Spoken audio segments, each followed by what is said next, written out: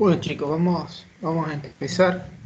Eh, la clase pasada, la verdad, me corté con el tema de corte, así que justo es corte. Eh, bueno, en todo caso, recién están viendo la teoría, así que seguramente ese ejercicio lo vamos a retomar y lo volvemos a hacer. Aparte ese día no andaba muy bien, andaba con otros problemas, y así que esa clase la vamos a retomar, a rehacer un poquito para aclarar el tema de corte, y así que quédense tranquilos si por ahí no entendieron mucho, lo vamos a volver a ver. La idea de hoy es trabajar un poco con lo que son cálculos de flechas, de deflexiones en elementos flexados, digamos, lo que sería vigas. Si bien lo vamos a ver para vigas, esto sería aplicable a losas.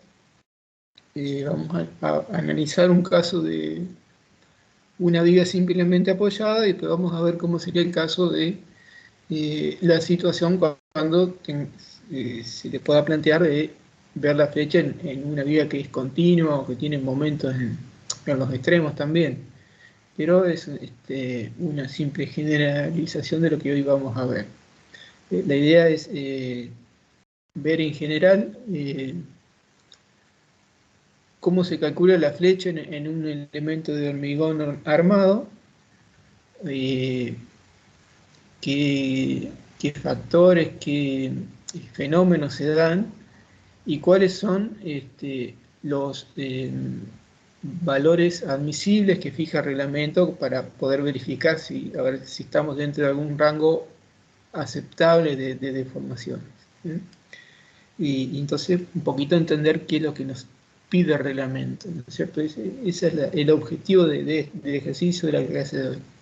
Disculpen que no está tan prolijo por ahí el desarrollo, porque normalmente esto se los damos como trabajo práctico a ustedes, digamos.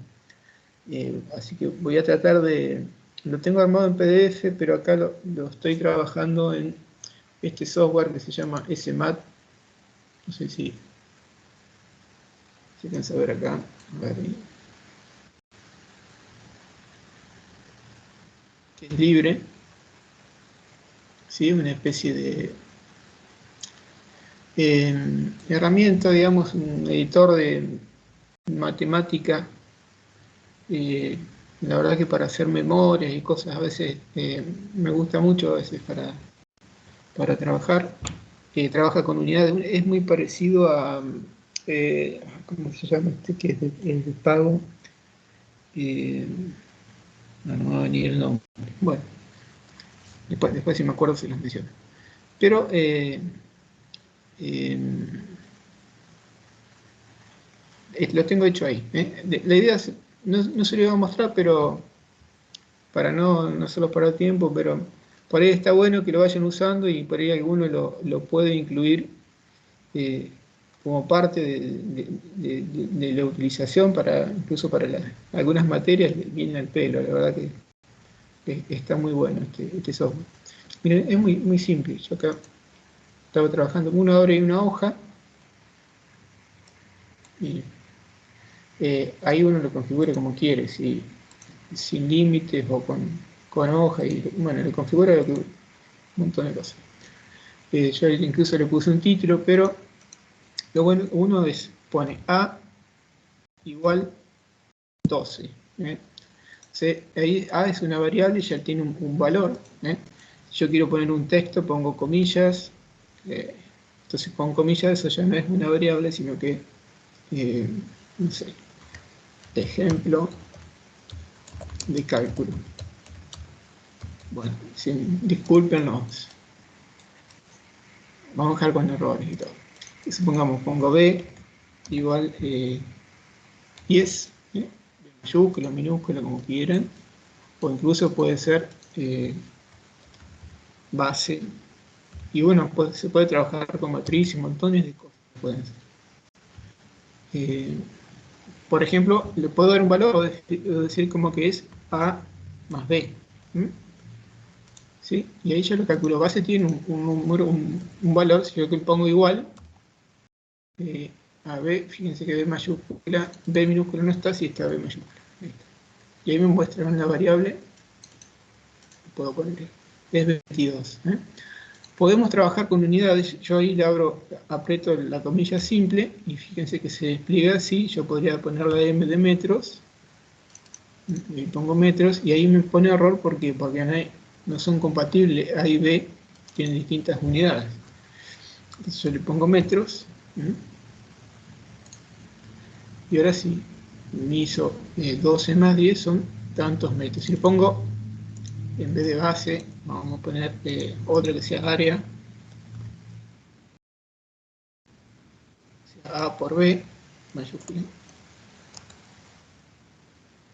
como igual, ahí me da 120 metros cuadrados.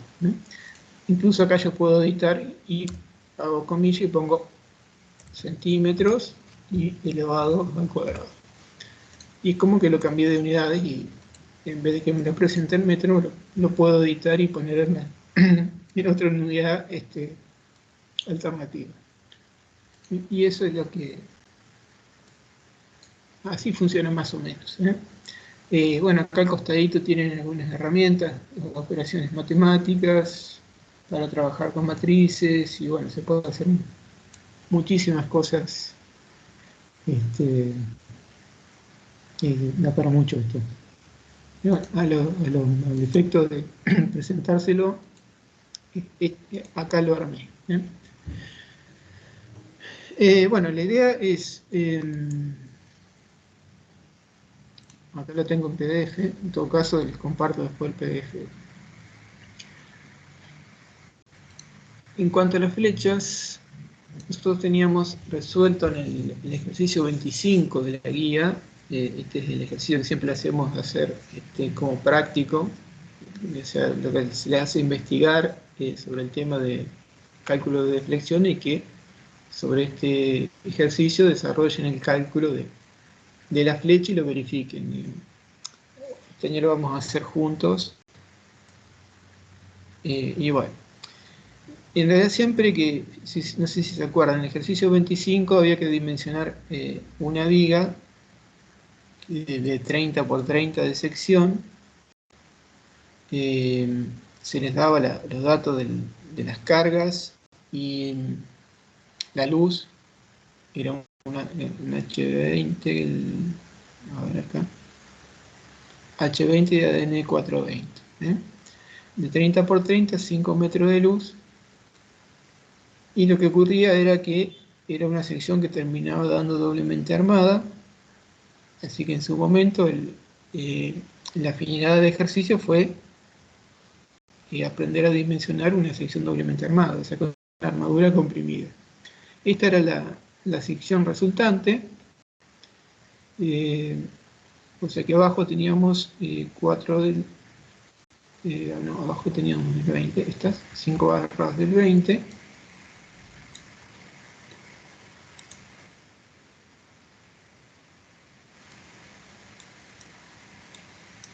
lo que podemos hacer es esto.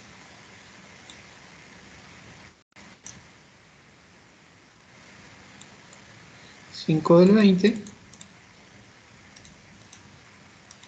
y arriba teníamos como armadura comprimida, como resultado 4 barras del 12.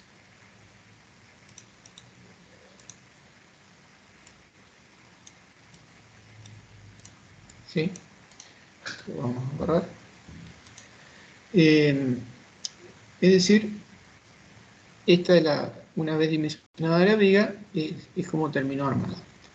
El hecho es que, como recomendación, siempre que tengamos una viga doblemente armada, es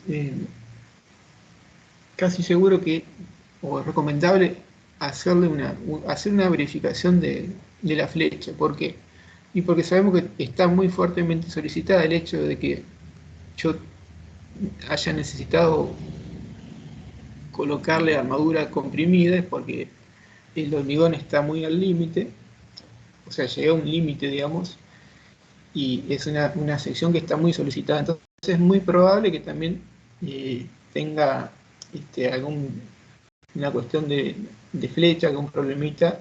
Entonces, para quedarnos tranquilos, siempre les recomiendo, cuando tengan una sección doblemente armada, verificar la flecha. A veces no basta con tomar el criterio del reglamento de adoptar la luz sobre, qué sé yo, si es simplemente apoyada sobre 16. En este caso teníamos, a ver, busquemos acá, 500,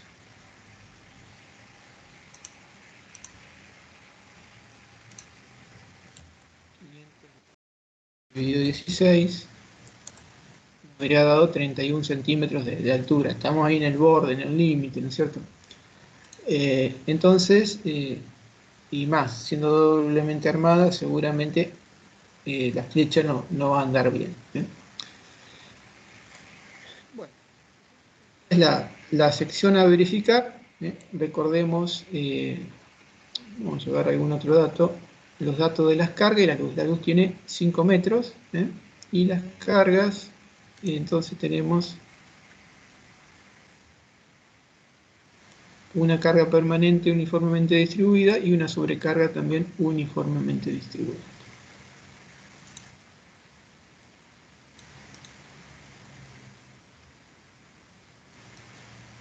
¿Sí? Bueno, esos son los datos que están, si quieren vamos acá a este programa.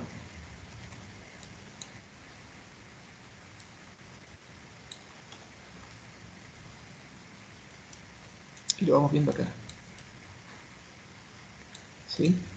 Entonces, primeramente están los datos. ¿Sí? Acá tenemos, si ustedes se fijan, acá tenemos las cargas, 21 kN por metro y 9 kN por metro de sobrecarga. Los datos de la sección, entonces tenemos comprimida a S' 4,52 y abajo los 5 barras del 20 que totalizan 15,71. Puse 15,70. Los datos del material, entonces dijimos ADN 4, el hormigón es un H20 y ADN 420 el acero. Acá está la densidad del hormigón, que en realidad acá no nos va a interesar porque en realidad no lo uso para nada.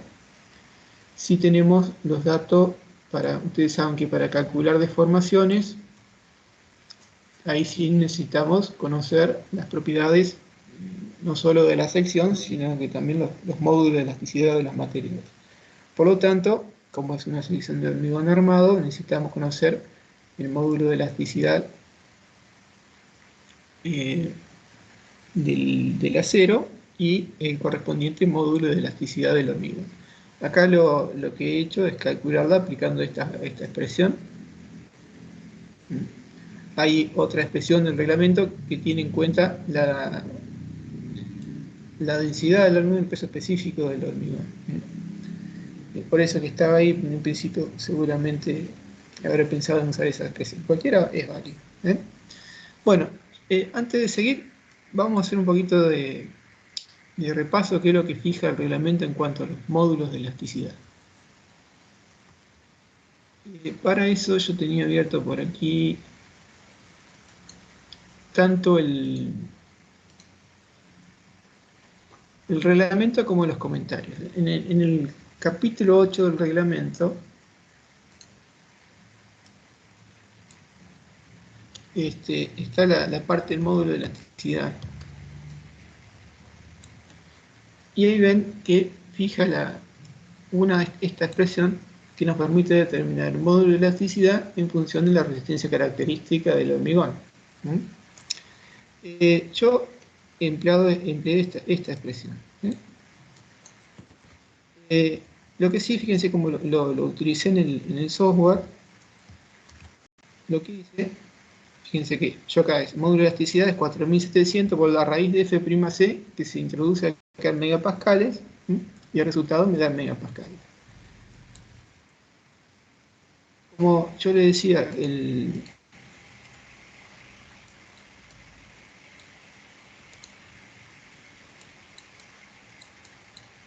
está caprichoso esto. Ahí está.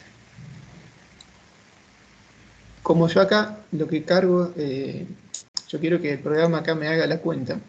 Entonces puse la fórmula, pero fíjense, el programa, si yo le digo, yo te pongo, acá le definí, fíjense, acá le definí el módulo de elasticidad en megapascales. Entonces, cuando me haga la raíz de megapascales, no sabe que el reglamento me dice, vos ponés acá megapascales y lo que te va a dar acá son megapascales.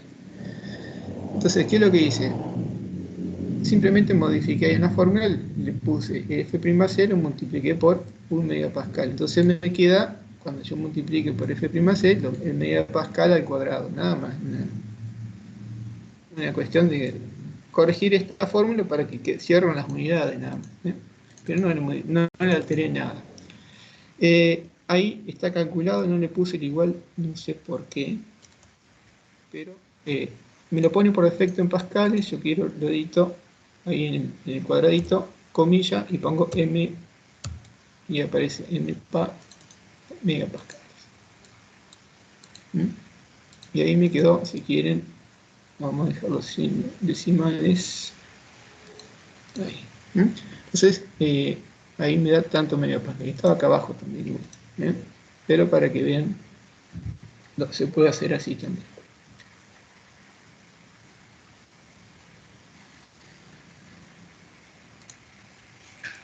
Un segundo.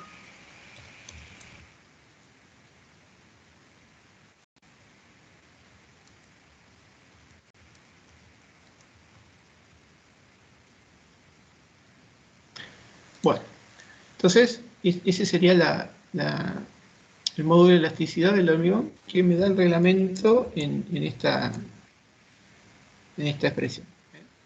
¿Sí? También estaba esta otra expresión, en donde ahí ven que aparece el peso específico del hormigón. Fíjense, WC a la 1,5 por, en realidad es comprendido en kilos por metro cúbico, o la masa sería así. Se puede usar esta, pero lo que les quería comentar o mostrar es que nunca se queden solamente con la parte del reglamento, siempre también vean la parte de los comentarios. Fíjense, entonces en los comentarios nosotros estamos viendo acá del reglamento el punto 8.5, el artículo 8.5. Entonces, dentro del comentario, en los comentarios del reglamento tenemos en el 8.5 también hace alguna referencia a lo que es el módulo de elasticidad. Alguna definición aquí. Aquí aparece la fórmula que vimos recién, pero fíjense esto.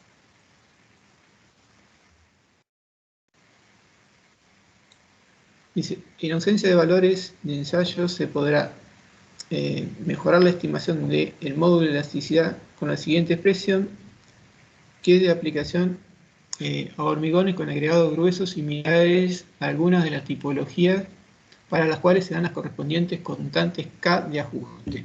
O sea que a la expresión que yo usé, que figura en el reglamento, bueno, en esa expresión no estaba esta constante K de ajuste, pero sí está acá en el comentario.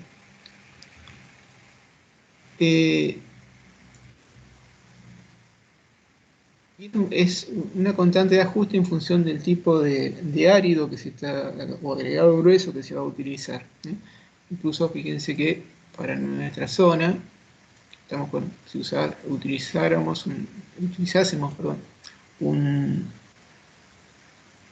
agregado grueso proveniente de los aluviones del río Uruguay, que sería el canto rodado típico, podríamos en ese caso utilizar un coeficiente de corrección de 1,4, es decir que acá podríamos introducir un 1,4, lo cual aumentaría el módulo de elasticidad un 40%.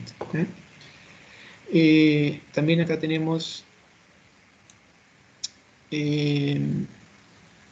un coeficiente de corrección para agregado grueso proveniente de la trituración de rocas graníticas, es decir, en caso de que usemos algún triturado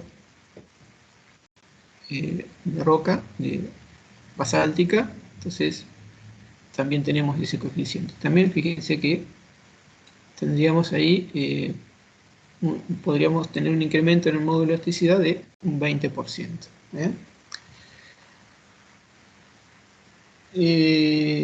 Bueno, eso en cuanto al módulo de elasticidad. ¿Sí? Bueno, o sea que yo ahí no lo tuve en cuenta, pero se los comento para que sepan que está eso ahí en los comentarios y bueno, si creen que corresponda el día que lo utilizan, cuando utilizarlo o hacer algún ajuste, bueno, está ahí disponible esa parte de los comentarios, ¿sí? Es decir, que yo acá no lo hice, o sea que estoy tomando un módulo de elasticidad más bajo, lo cual va a implicar que las deformaciones van a ser por ahí mayores. O sea, estoy del lado de la seguridad, si quieren. Porque voy a calcular una flecha que por ahí es mayor de la que sería si hago la corrección. Bueno, el módulo de elasticidad del acero sí es este valor, o sea, 200.000 megapascales. El del hormigón entonces nos queda en 21.019 megapascales. La relación entre el módulo de elasticidad del acero y el del hormigón se denomina relación modular, o normalmente la denotamos con N, que en este caso sería 200.000 dividido 21.000, nos da alrededor de 10, 9,52. Y bueno, los otros datos de la sección, que era de 30 por 30, ¿sí? 30, acá no está acotado, pero sería 30 por 30. Yo acá, el ejercicio está, la distancia desde la armadura comprimida a S' al borde está en 3, yo acá la tomé 3,5. Ahí le llamé de prima a esto, sería de prima. ¿Por qué? Porque en realidad lo tomé acá abajo, que era la más desfavorable. Tengo 2 centímetros de recubrimiento más una barra del 6 previendo, digamos, 2 centímetros y medio. Y como tengo barra del 20, al eje de la barra tengo 3 centímetros y medio. Entonces, por eso es que acá adopté 3,5. Entonces, la altura útil D va a ser 30 menos 2,5, ya no va a ser 27, sino que va a ser 26,5. ¿Qué otra cosa? Todo esto son datos. Bueno, esto es un dato implícito en la propiedad del hormigón. Bien.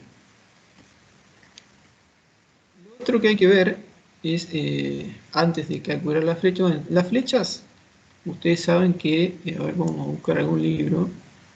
Tengo abierto este. Este es el Orler y Donini, que es uno que está de referencia en la materia, pero este mismo tema van a encontrar un montón en toda la bibliografía. Este libro. Introducción al cálculo de hormigón estructural. Bueno, hay un capítulo dedicado al control de deformaciones en vigas y losas. Esta tabla está en el reglamento, son los valores admisibles de las flechas, después lo vamos a ver más al final. Acá ven, les habla del módulo de elasticidad. En general la flecha, cuando es el caso que estamos analizando, que es una viga simplemente apoyada,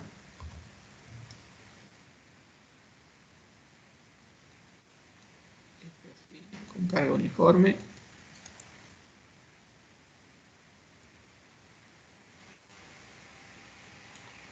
la flecha acá entonces venía dada por esta expresión, es 5 sobre 384 Q a la cuarta sobre E por I, ¿sí? Bueno, ustedes saben que lo vieron con Alejandro a principio de año. A medida que si vamos incrementando el valor de la carga, en un comienzo la sección se comporta no estaría fisurada, digamos, si las tensiones son suficientemente bajas, entonces toda la sección estaría trabajando, incluso si el hormigón está por debajo de su resistencia, no supera el límite que resistiría tracción, entonces estaría trabajando a tracción. Superado un cierto límite, se fisura, entonces trabajaríamos con la sección fisurada. Cuando verificamos las flechas, lo estamos haciendo para cargas de servicio, o sea que las cargas no están mayoradas, son cargas sin mayorar.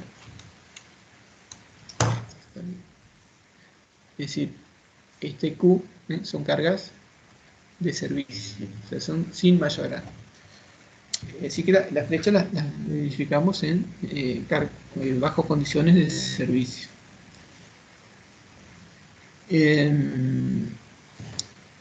Por lo tanto, en condiciones de servicio, o sea, acá FR es la resistencia a tracción del hormigón sometido a flexión, ¿no es cierto?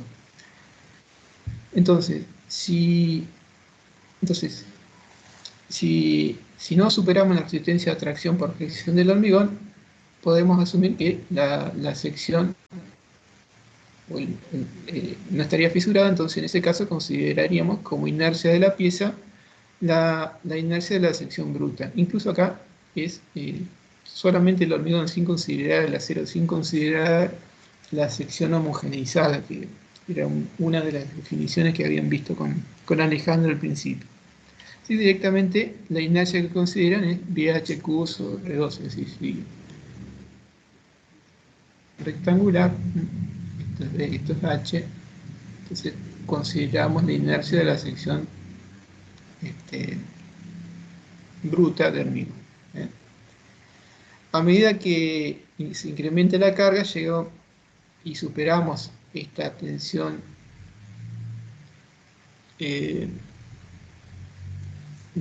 la resistencia a tracción por fricción del hormigón, el hormigón ahí se fisura, entonces ahí empieza a trabajar con la sección fisurada.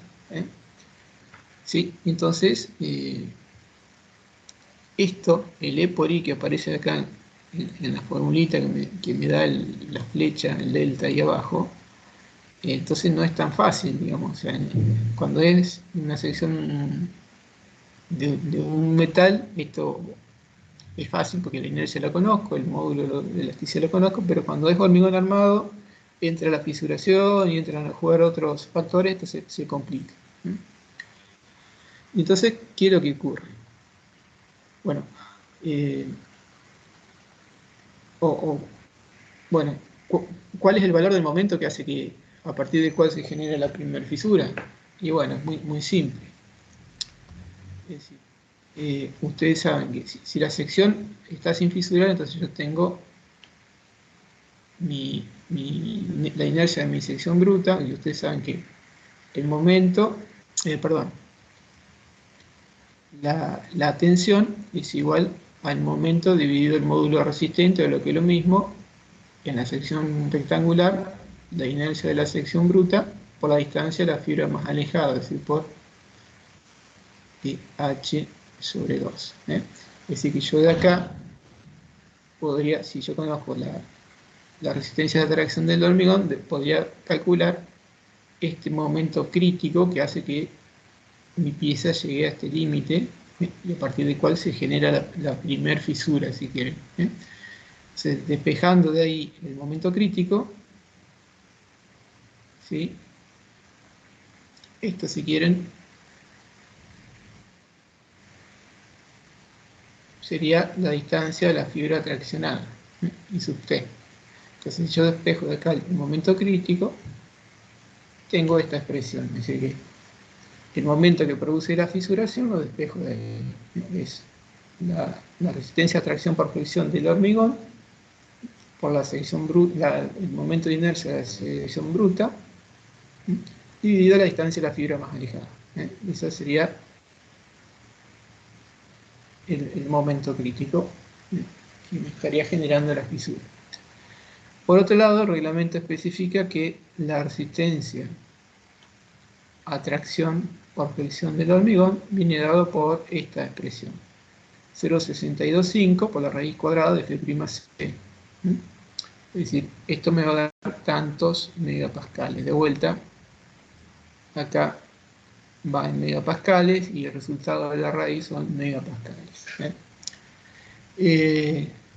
Sí, hasta ahí son elementos que hay que ir calculando. Es decir, vamos a necesitar conocer la sección bruta. Necesitamos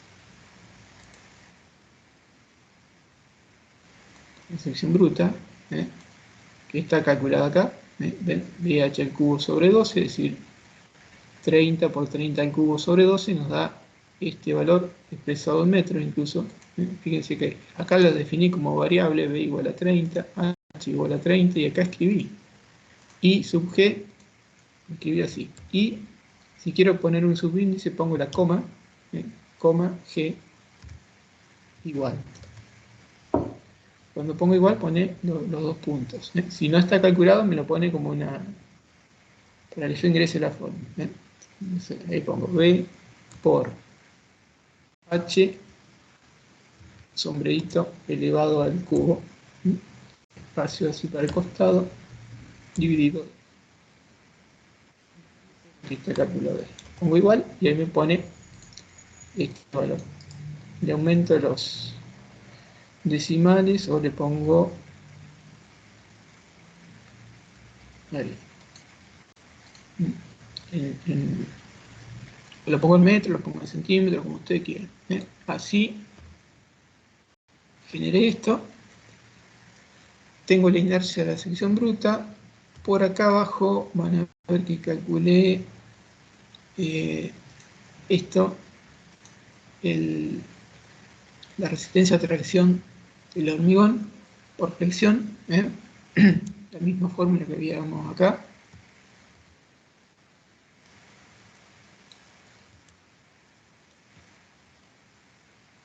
¿Sí? Entonces, ¿qué puse? Se los hago, así ven cómo sería. FR igual.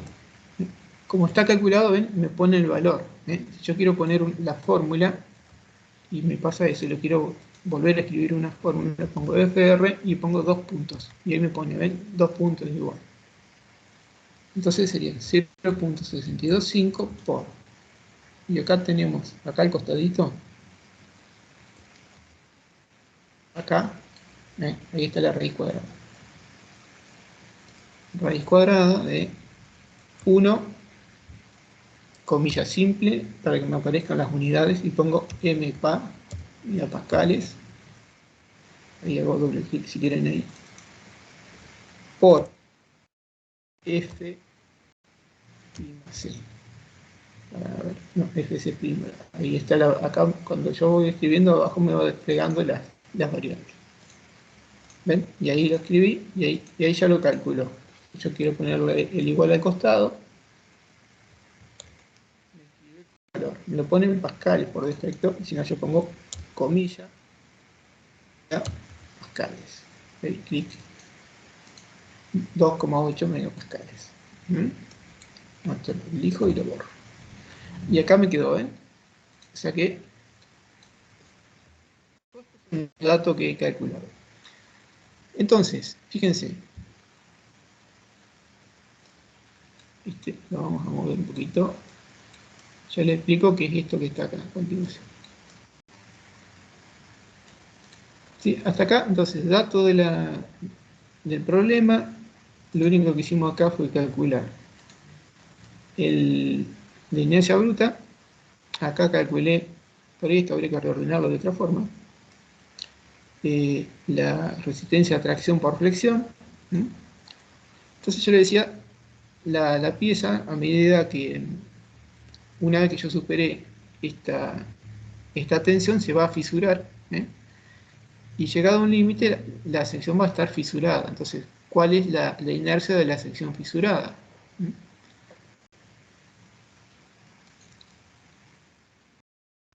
Bueno, acá tenemos esta tabla, a ver, que está en este mismo libro también. Vamos a seguir el orden del libro. esto me va a servir para explicar otra cosa. Bueno, ya vamos, bueno, sí, ahora. A ver.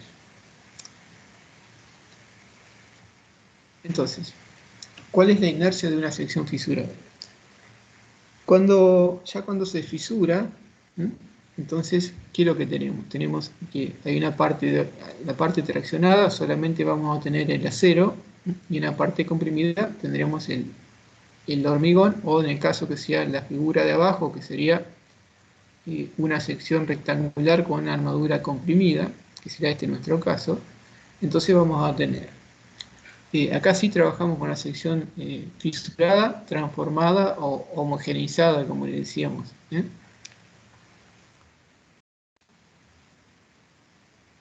Esto de acá. Entonces, vamos a concentrarnos. En nuestro caso sería esta partecita de acá. Entonces, acá abajo,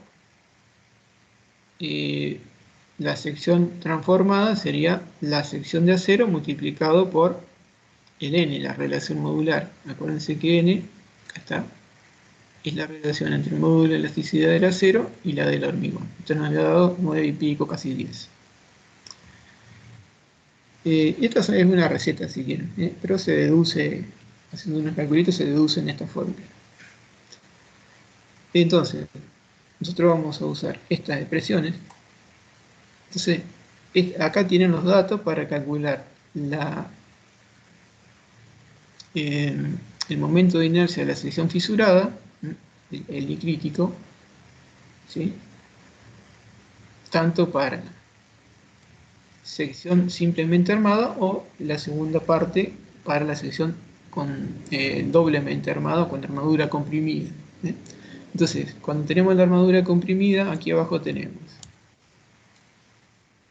la sección de acero traccionado, transformada, o sea, multiplicado por N.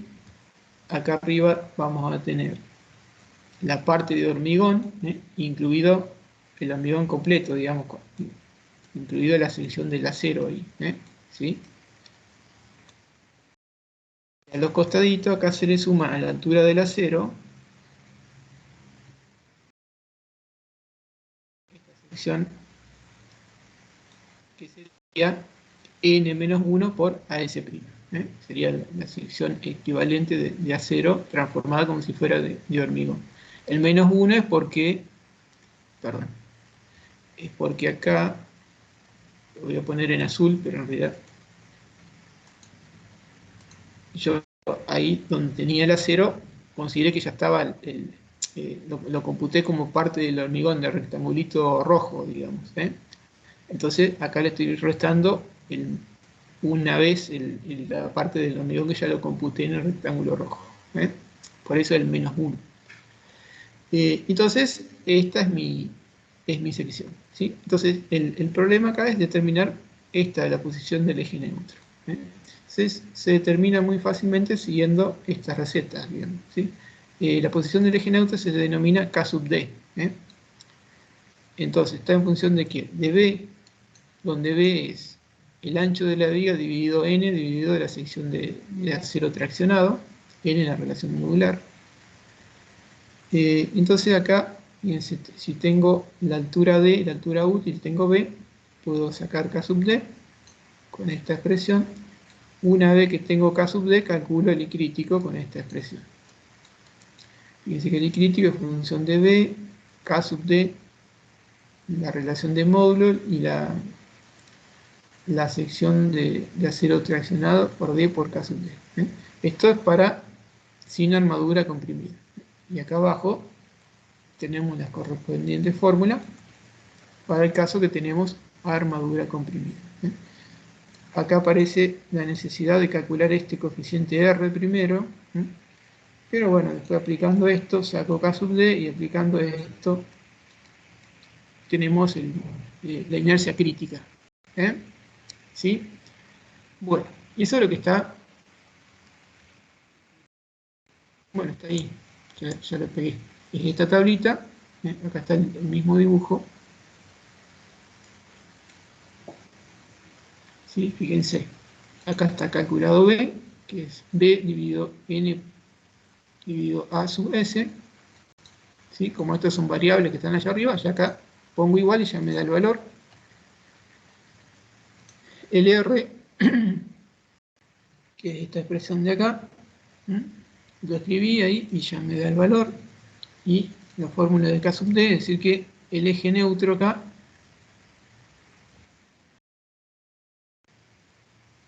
esta distancia, ese K sub D, me está dando 0,119, o sea, 11,9 centímetros desde el borde superior, ahí está el eje neutro. De esta sección, esto estaría en los materiales en la parte elástica, ¿no es cierto? El I crítico, o sea, aplicando la segunda expresión que estaba acá abajo para armadura viga doblemente armada, saco y el momento de inercia que estoy teniendo de la sección fisurada o la sección homogeneizada o transformada, como dice acá, me da 5,14. La sección llena me da este valor. Fíjense, siempre por día a la menos 4 ambos, ¿sí? Metros a la cuarta. Fíjense, bajó de 6,75 a 5,14. ¿Sí? O sea, serían los dos extremos, sin fisurar, y este otro sería fisurado, ¿sí? Ya le voy a mostrar un grafiquito. O sea que esta sería sin fisurar y esta sería el extremo cuando la sección ya está fisurada con esta configuración. Esas serían las inercias. Finalmente acá está calculado el momento crítico, es decir, la tensión por la inercia dividido la distancia de la fibra más alejada, que sería h sobre 2. El momento crítico me da de 12,58 kN/m. Acá fíjense una cosa. Vamos a... Fíjense que yo puse kN/m. En realidad, esto si yo lo pongo igual, me lo pone en joules. Yo en realidad esto lo que hago es, lo edito, comilla, entonces pongo kilonewton, tab, y se le pongo por metro. Ahí lo edité yo para que me queden las unidades que yo quiero. No es unidad de trabajo, sino que es un momento. Esto si ustedes quieren trabajar con unidades, si no, trabajan con números y listo. Yo a mí me gusta porque esa es la utilidad de esto, de que me ponga también las unidades. Entonces hasta acá lo que hice fue calcular la inercia de la sección llena, inercia de la crítica o de la sección fisurada homogeneizada. Nada más. Y el momento crítico. ¿Sí? Bueno, antes de seguir con esto, volvamos al libro.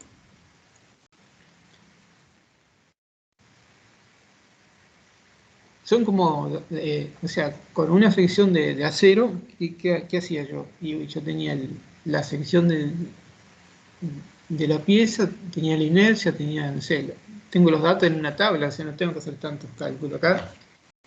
Y depende de la sección de acero, depende de un montón de cosas. Si hay que hacer, la sección se fisura, entonces tengo que ver varias cositas. Entonces, ¿cómo es el pasaje de la sección sin fisurar a la sección fisurada?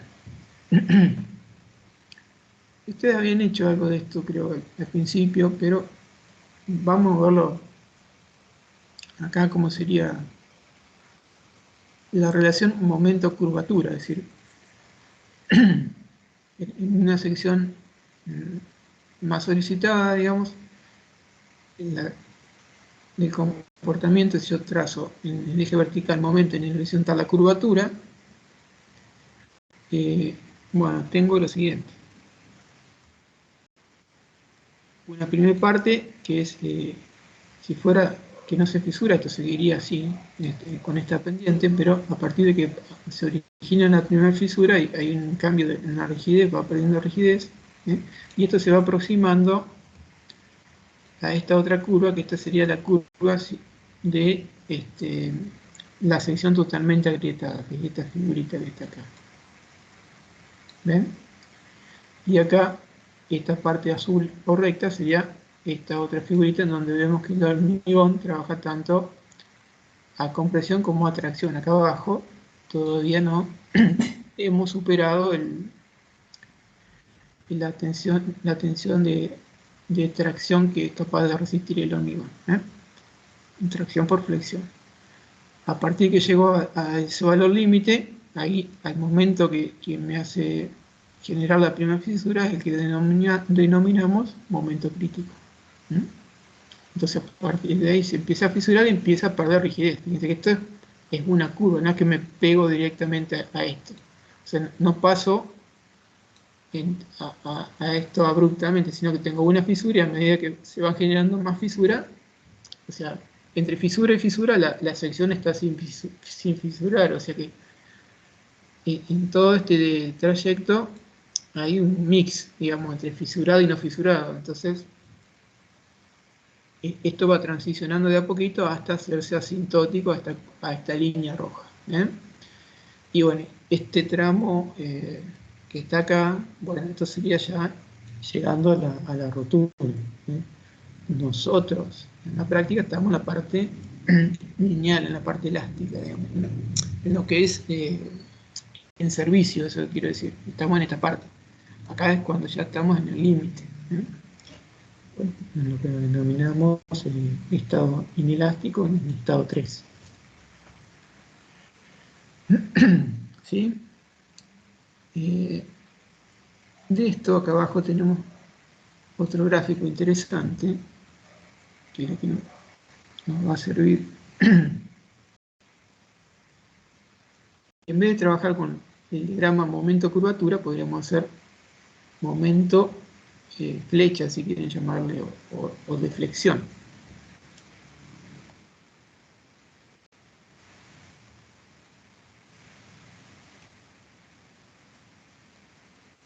¿Sí? Ahí tenemos el descenso de la flecha y acá tenemos el momento. Entonces, en un principio, acá como ven, la sección está sin fisurar, entonces la relación entre momento y deflexión es lineal siguiendo esta recta. A partir de que llegamos al momento crítico, acá se empiezan a fisurar y hay una pérdida de rigidez. Entonces, ahí esto tiende a tener una pendiente que sería en función de la inercia crítica. O sea, este primer tramo, la rigidez, tiene que ver con la inercia de la sección bruta, y acá el segundo tramo está muy influido por la inercia de la sección crítica. Entonces yo quiero ver la deformación acá para este valor de momento. Entonces tendría que como que recorrer toda esta historia, o si no, lo que tenemos acá definido es una especie de inercia equivalente, digamos, si quieren llamarlo, o inercia efectiva, ¿sí?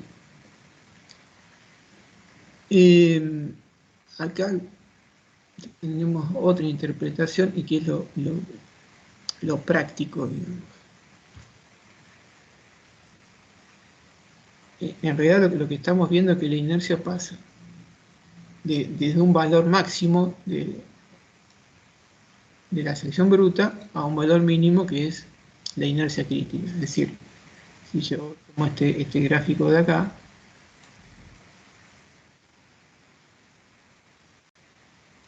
¿sí? Representado acá la inercia efectiva, o momento de inercia efectivo, como dice. Momento de inercia efectiva.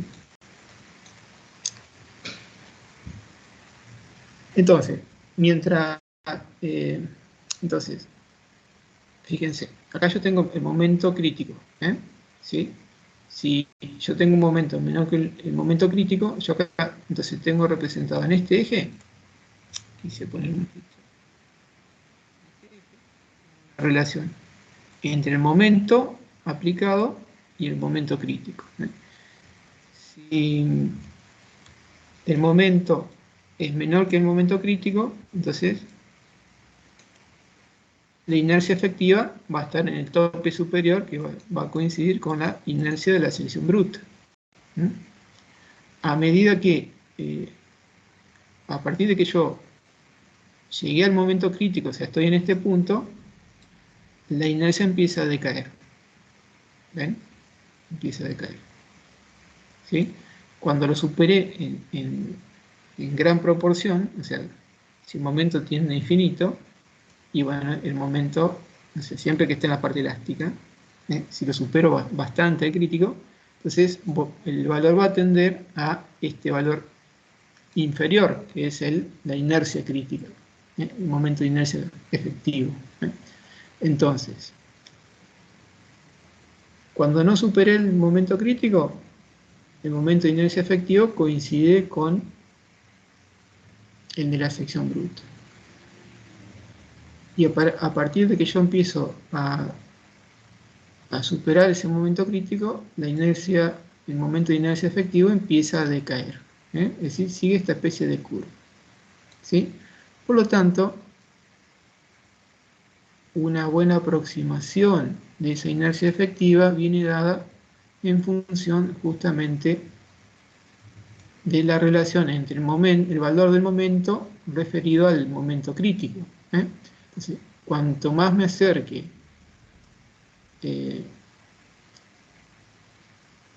al momento crítico, voy a estar cerca de esto. Cuanto más me alejo de esto, voy a estar más cerca de este punto, de este piso, digamos. ¿Sí? Entonces, fíjense.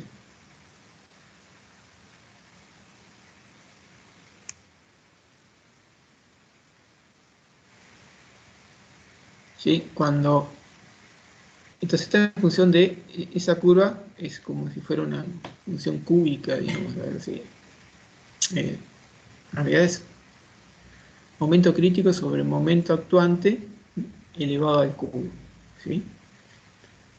Cuando esto se acerca, esto tiende a 1, cuando estos son parecidos, entonces voy a agarrar el lápiz porque si no con el ratón no voy a escribir nada. La inercia efectiva acá sería 1 por I sub G, o sea, cuando estos se parecen, vamos a hacerlo más fino, más, y acá me queda, perdón, me queda 1 casi, si cuando se acercan y se parecen es 1 menos 1, por I crítico. ¿Sí? ¿Y esto qué me va a dar? Y me va a dar, esto se hace 0, entonces coincide con I sub G. ¿Sí? Cuando esto se aleja, el momento este es mucho más grande que esto, ¿sí? Entonces esto va a ser 0 por I sub G, más, no sé, esto va a ser 1 menos 0, o sea que va a ser 1 por I crítico. Es decir que esto va a tender a ser igual a I crítico. El I efectivo igual a I crítico. ¿Se entiende? Entonces esto sería esa especie de curva de transición en función de transición, el momento de inercia efectivo en función de M crítico, a ver, esto sería al revés, M sobre M crítico. ¿Sí? Tendría que ser esto. La inercia va a depender del grado de solicitación.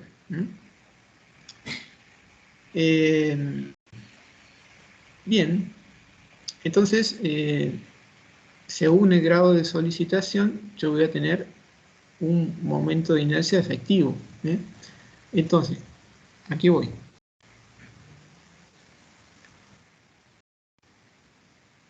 Yo en una estructura tengo entonces cargas permanentes, tengo sobrecarga, incluso las cargas permanentes pueden aplicarse en distintos momentos, etcétera, etcétera.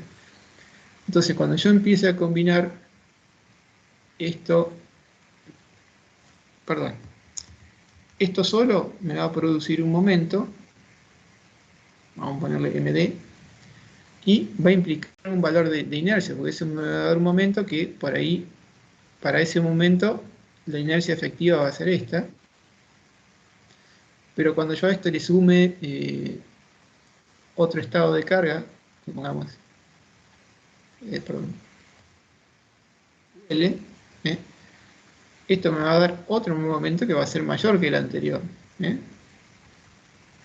Y entonces por ahí voy a estar acá, y cuando vengo acá, y la inercia bajó. ¿Por qué? Porque está más fisurado que antes, digamos.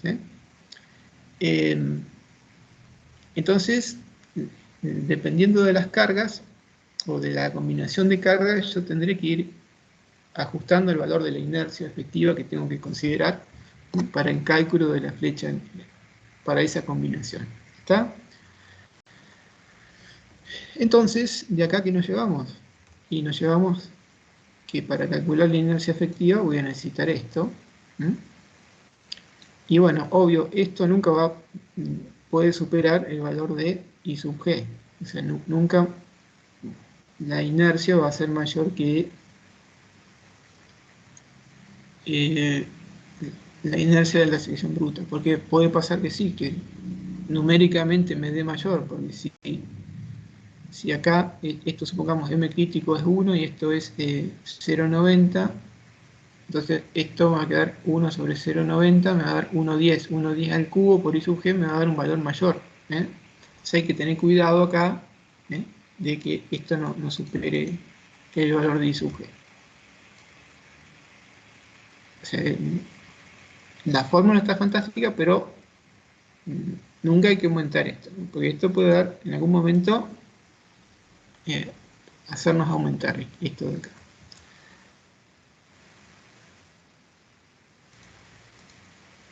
¿Está? Entonces, bien, fíjense que para aplicar esta fórmula, entonces, ¿qué es lo que tenemos que hacer ahora? Es calcular las flechas.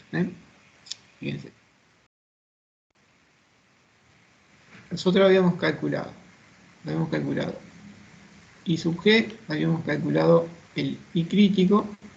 Entonces, ahora yo quiero, por ejemplo, para cargas permanentes,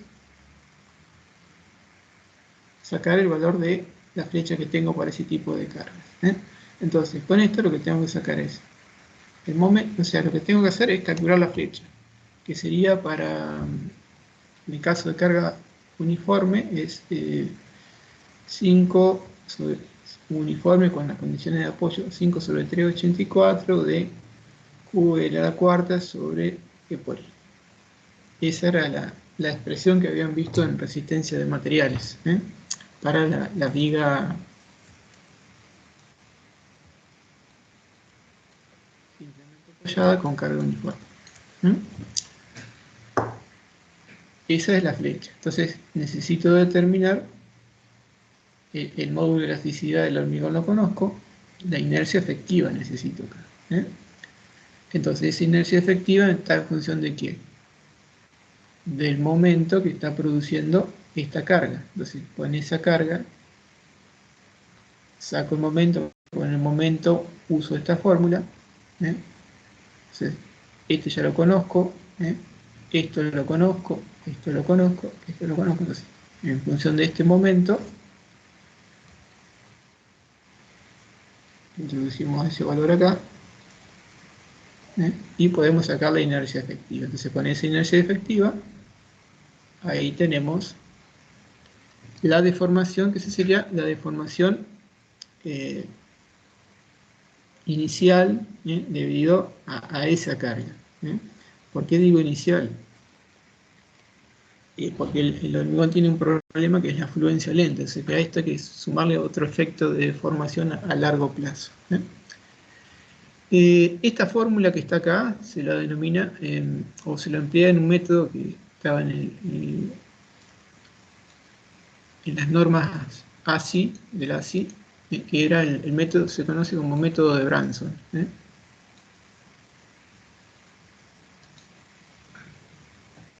Esto que vamos a aplicar para calcular la flecha es el método de Branson.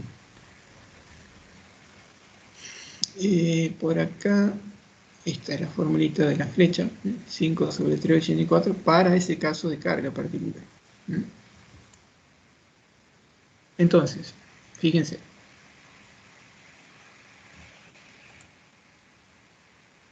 Para el caso de carga permanente, quiero venir acá.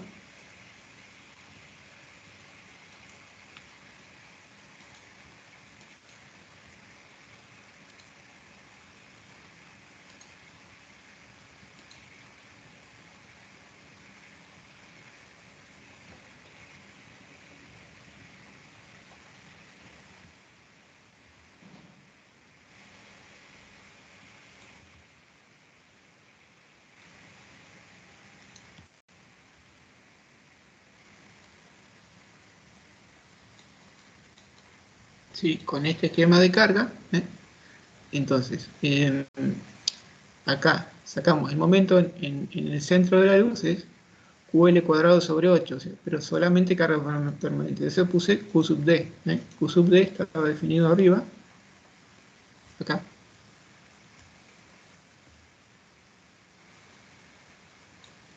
Sí, 21 kN por metro cuadrado.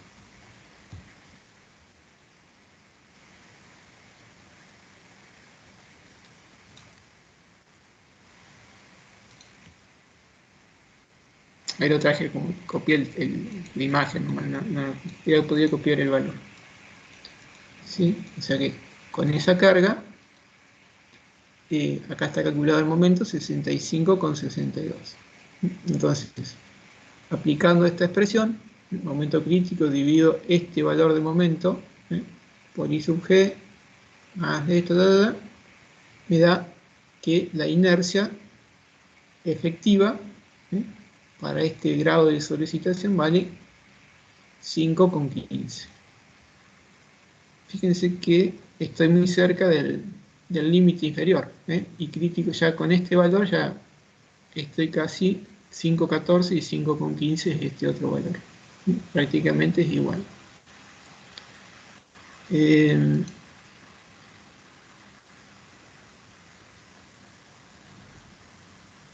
Podríamos sacar la relación, a ver, para tener una idea cuánto vale esto.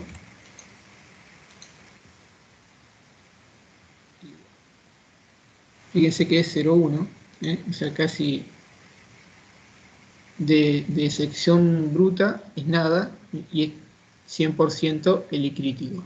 O sea, el 99% de este valor es debido al I crítico.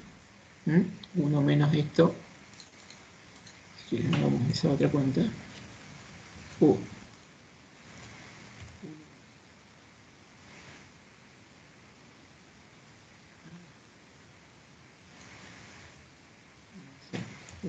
Menos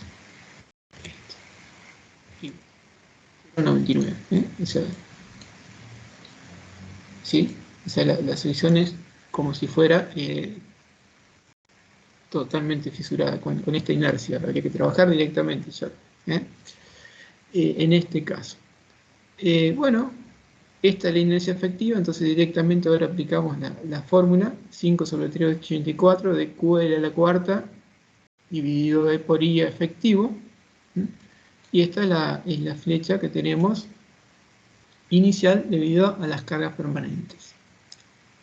Si quiero calcular debido a las cargas permanentes y la sobrecarga, bueno, es hacer lo mismo, solamente que acá tengo Q sub D más Q sub L. O sea, el Q total que va acá, por L al cuadrado sobre 8, ese es el momento. Con ese momento voy a usar esta fórmula, pero ahora el momento vale esto. En este caso, como ya estoy cerca del valor, es casi como que no cambia el I efectivo, pero entiendan esto que vimos recién. Podría haber sido que el primer valor esté acá, entonces de ahí vengo y tengo esto. El segundo ya con Q más D, estoy acá y acá. Y entonces acá sí tengo más diferencia. ¿eh? Ahí en el ejercicio no estábamos notando gran diferencia, casi coinciden los valores, porque es como que ya estoy muy acá, por decir una cosa. Estoy acá a ese valor, y acá capaz ya me vine ahí, y esto acá, y casi que me coincide, ¿me entienden? O sea, como estoy muy tirado para este lado de la curva. ¿eh? Bueno, ese es el mecanismo, la forma de trabajo. ¿eh? Entonces, con este valor de momento, en función de la relación con el momento crítico, fíjense acá, antes era 5,15, ahora 5,14,34. El valor, el delta que tengo dividido a carga permanente más carga viva, me da 2,2583. Y la parte que es solamente debido a la carga viva, tengo que hacer lo siguiente. Tengo que quiero calcular. Fíjense, yo acá arriba calculé. En este punto calculé el delta debido solamente a Q sub D. Acá, físicamente, ¿cómo es la viga? Antes de avanzar. Y Q sub D va a estar actuando siempre. ¿eh? Y yo a esto le superpongo la sobrecarga. La sobrecarga viene después. Entonces, originalmente tengo el delta D que lo hice con una inercia efectiva, porque recuerden que la inercia efectiva depende del grado de solicitación. Cuando yo hice D más L, voy a poner en delta D más L, ¿sí? Tengo otro grado de solicitación y tengo una inercia efectiva D más L, ¿sí? Entonces, eso hizo que esto venga acá, ¿sí? Entonces, y va a ser esta línea en azul. Entonces, esto es el delta D más L. Y esto es el delta D. Entonces, ¿cuál es el delta L solo? Y es la diferencia entre estas dos. Es igual. Delta D más L menos, le puse delta así, mezclé los, pero es lo mismo. Delta D. En realidad tenía que haber sido así. Delta L igual. Delta D más L menos delta D. Entonces, por eso es que calculo esto, acá calculé combinado, y si yo quiero saber solamente la partecita debido a la sobrecarga, entonces tengo que hacer la diferencia entre, vamos a llamarle A y B, o acá está, este sería el punto 1, esto sería el punto 2. Entonces, si yo quiero saber solamente la partecita debido a la sobrecarga, cuánto se incrementó la flecha, entonces tengo que hacer 1 menos 2, o sea, lo que es lo mismo, esto. Delta D, que es 1,58, perdón, delta D más L, que es 2,25,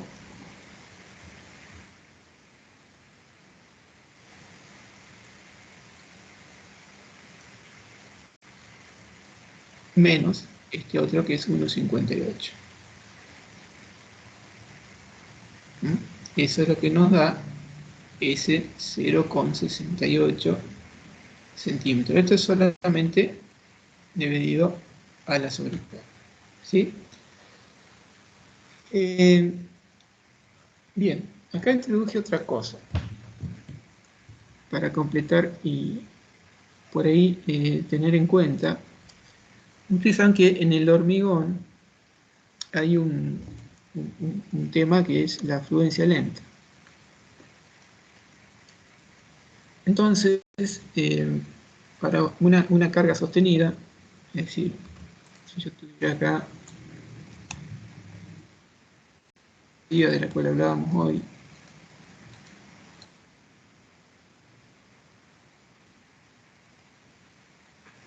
y bueno, acá tenemos la flecha instantánea.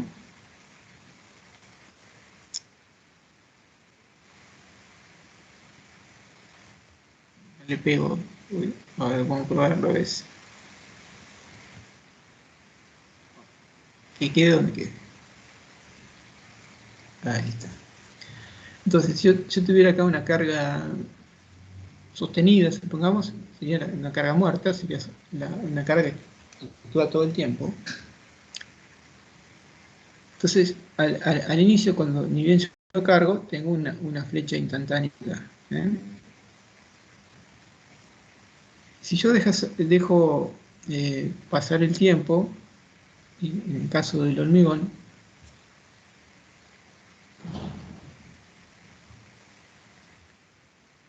voy a notar que esto, con el tiempo, se va a ir incrementando.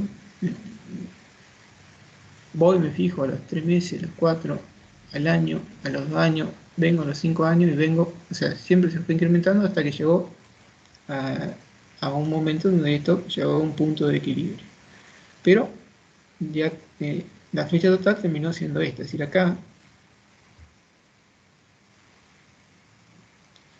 hay un incremento de deformación que se conoce como fluencia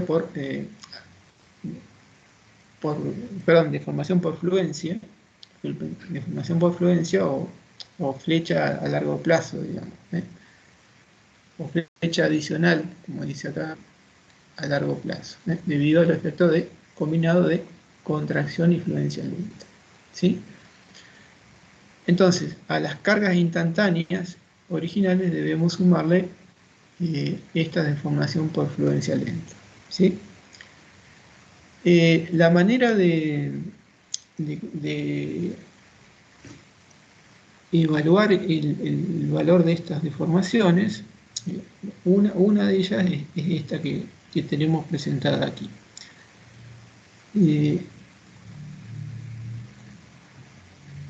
Según a qué, yo le decía que esto se iba incrementando con el tiempo hasta que llegaba a un momento en donde se equilibra.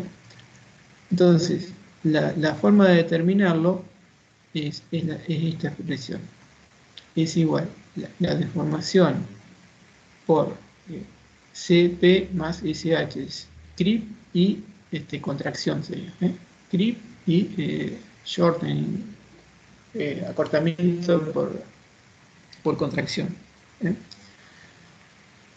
Esto, Entonces, el acortamiento es igual a un coeficiente lambda por el delta I, la deformación inicial debido a las cargas sostenidas. ¿Sí? Es decir, este sería el delta inicial debido a las cargas sostenidas, que sería esta carga aplicada. Y esto acá sería el delta voy a poner CP nada más, por el creep, o por la fluencia lenta, o lo que como le llamemos. Vamos a ponerle delta lambda, para que quede más abreviado. Entonces, el delta total va a ser el delta inicial más el delta por ese lambda, que no es otra cosa que el lambda por el delta inicial, debido a las cargas sostenidas. ¿Sí? O sea que esto es el efecto de las cargas sostenidas. O sea que esa deformación inicial tiene un incremento que es función de ese coeficiente lambda. ¿Qué tiene en cuenta o qué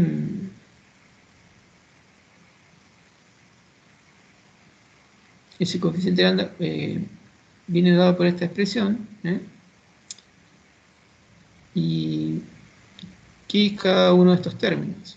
Bueno, el coeficiente zeta o zeta, como lo llamen, es un coeficiente, que está acá, el numerador, que tiene en cuenta el tiempo, digamos. Como ven acá en la curva, que es una curva, no sé si es semi-logarítmica,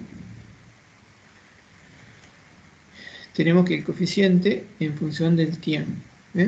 Entonces, como pueden ver al principio, hay en la primera etapa, una deformación por fluencia importante, ¿sí?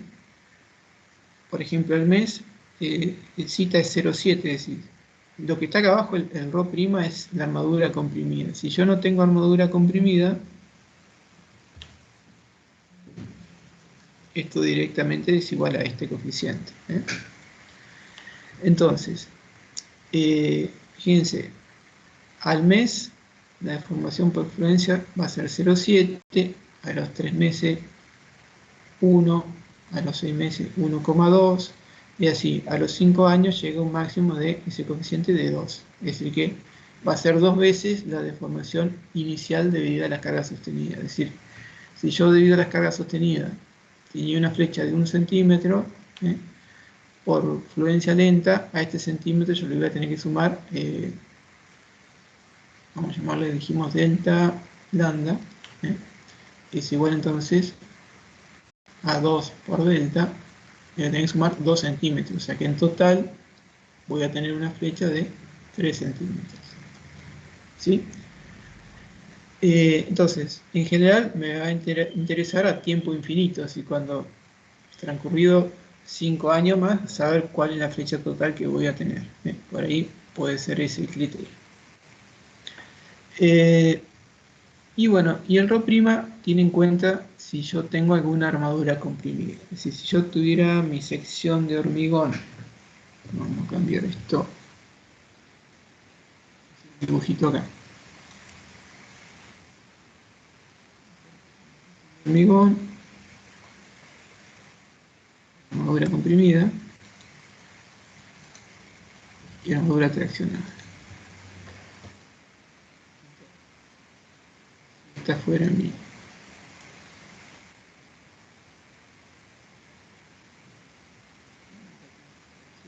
presiones. Entonces, no es lo mismo, bueno, no es el mejor dibujo.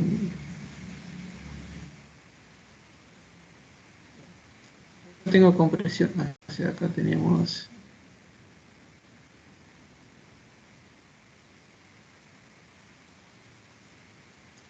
entonces las deformaciones. Entonces, lo que hace la fluencia lenta es, a tiempo constante, las deformaciones irían creciendo, digamos. A ver. No sé si es el dibujo correcto, pero como que la sección sigue girando, o sea que las deformaciones aumentan. Si yo acá tengo este acero, ese acero lo que hace es impedir que esto se deforme. Entonces, el acero comprimido evita la deformación o reduce un poco el efecto de la fluencia. Por eso es que está acá dividiendo. Entonces lo que hace es reducir, dividir ese coeficiente. O sea, en vez de 2, según la cuantía de acero, ρ' es sección de acero comprimido dividido B por D, ancho de la viga por altura útil.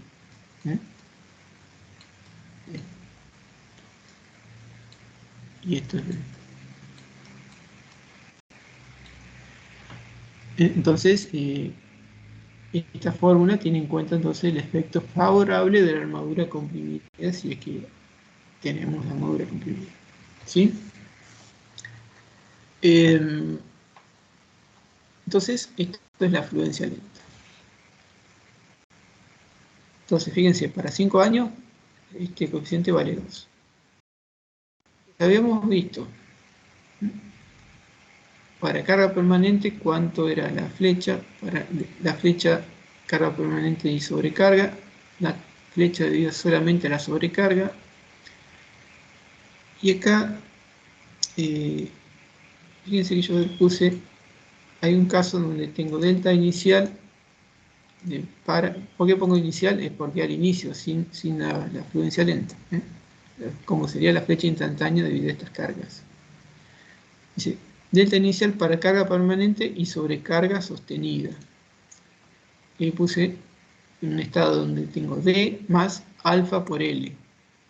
Acá arriba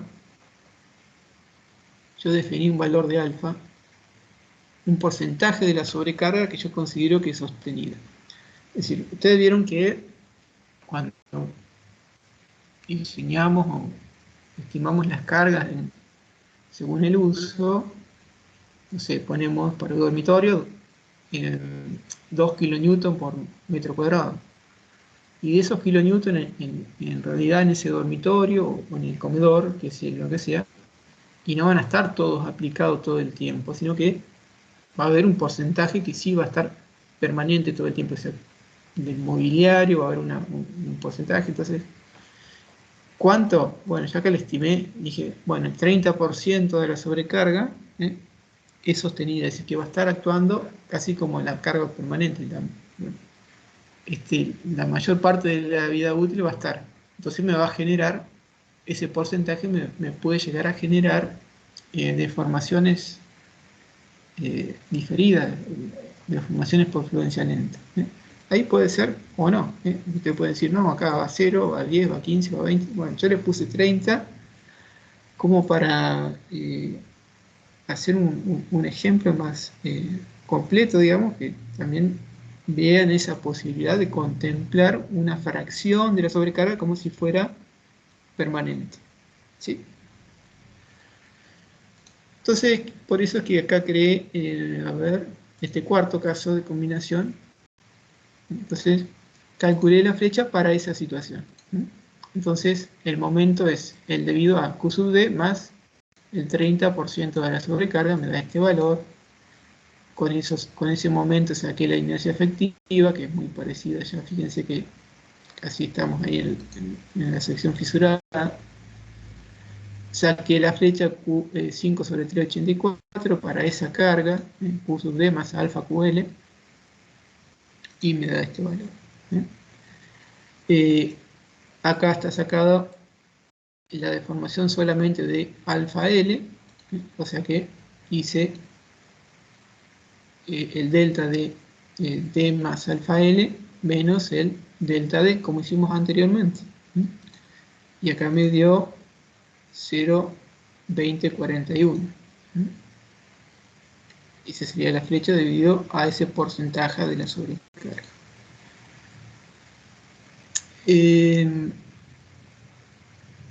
Bien, hasta acá son todas flechas instantáneas para distintas combinaciones. Después vemos cuáles consideramos. Yo les hice un montón para que vean y puedan tenerlas ahí como ejemplo, ¿no?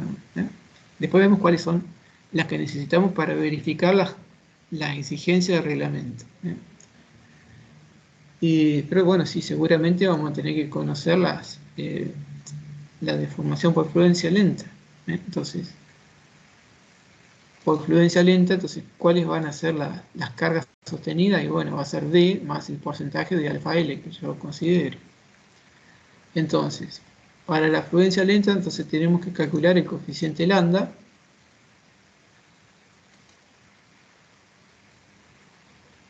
¿Sí? Que está en función de, lo vamos a copiar acá.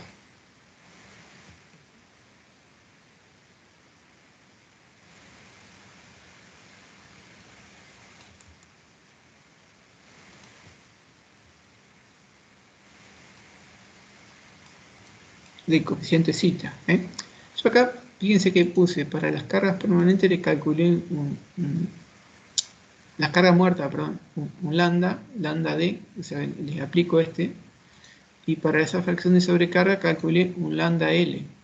No necesariamente pueden llegar a tener los mismos valores, digamos, porque la sobrecarga puede entrar a actuar mucho después que la sostenida, entonces los diferencié nada más, pero en este caso fíjense que son los mismos, ¿no? Pero llegado, se los hice así para que vean que no necesariamente le tengo que aplicar el mismo lambda a todas las cargas que tenga acá como sostenidas, ¿sí? puede ser que para alfa L aplique un lambda distinto de la carga permanente. Entonces, lo que yo quiero calcular es la flecha diferida a tiempo infinito, o sea, la total que podría llegar a darse. Entonces, de esta tabla, para 5 años tengo el coeficiente seda igual a 2. Entonces 2, acá, entonces lambda es seda dividido 1 más 50 por ρ', entonces ρ' lo saqué acá, que era la sección de acero que teníamos acá arriba de 4,52 dividido 30 dividido 26,5.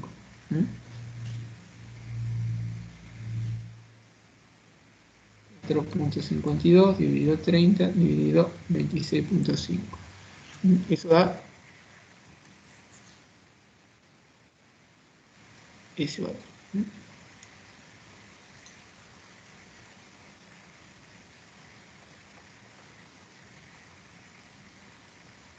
0,06, la estaría redondeado. Acá ponemos un 0 más, 1 y 4, 0,57. ¿Ah?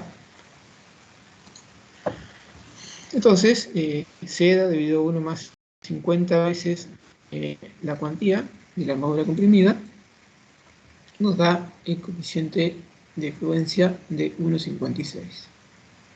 Para la sobrecarga tomé lo mismo, o sea que por eso me da igual. Entonces,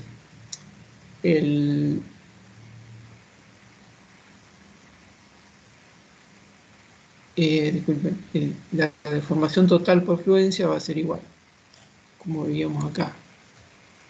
Es igual a la deformación inicial por el coeficiente de fluencia.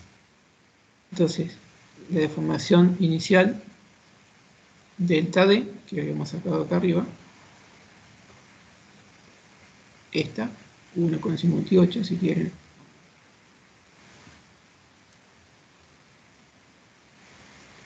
Vamos a copiarnos esto.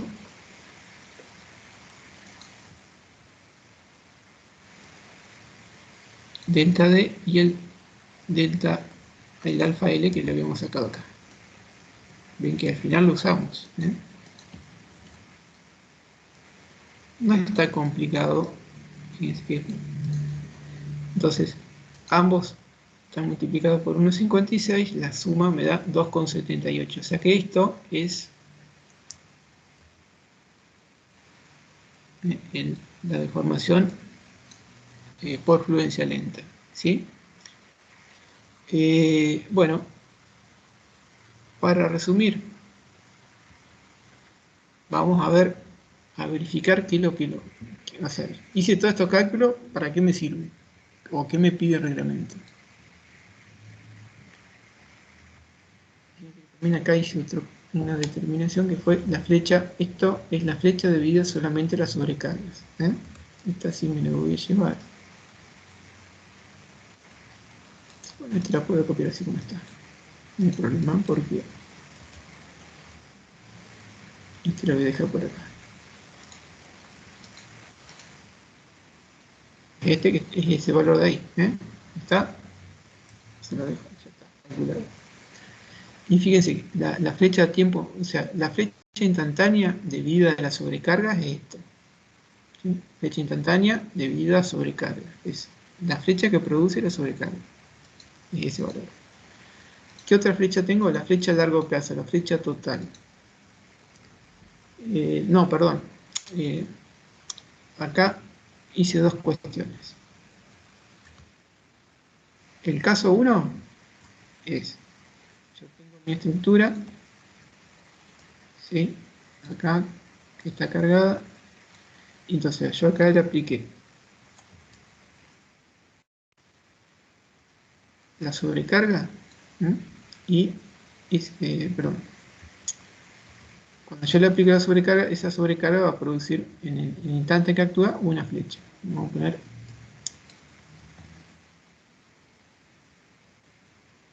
al actuar la sobrecarga, eso produce una flecha en ese instante. Entonces, puede ser que por alguna cuestión de uso a mí me interese controlar que ese valor de la flecha instantánea, ese delta debido a la carga aplicada, no supere un cierto valor máximo.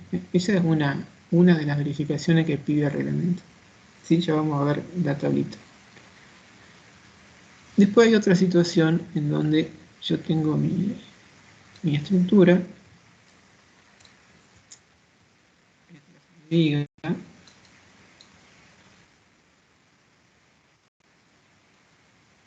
y por ahí yo construí mi viga. Por ahí tendría que estar un poquito mejor el enunciado del ejercicio, pero supongamos, construí mi viga en algún momento, bueno, le apliqué la carga permanente y le hice construir un muro. A partir de que construí ese muro, o sea, fíjense que, o sea, toda la carga permanente y hasta que construí el muro, o sea, la carga permanente sobre el muro no me va a producir, vamos a suponer que no me produce deflexión, es decir, porque la construí antes que el muro, digamos. ¿Sí? Se hice la losa, supongamos que hice el contrapiso y ahí asenté la mampostería sobre el contrapiso. Estamos inventando que es así. Habría que ver bien la secuencia como es, porque por ahí hay parte de carga permanente que está antes de que yo haga el muro. A partir de que yo hago el muro, y una vez que el muro está endurecido, si quieren, mientras lo voy construyendo, su peso propio no lo afecta. ¿Sí? Una vez que el muro está terminado, puede haber carga permanente adicional posterior a su construcción que lo afecte. ¿Sí? En este caso vamos a suponer que no es ese el caso, así que de la carga permanente estaba todo antes a que esté el muro, ¿sí? Por lo tanto no lo va a afectar. ¿Qué lo va a afectar al muro a partir de que yo lo construí? Lo va a afectar la sobrecarga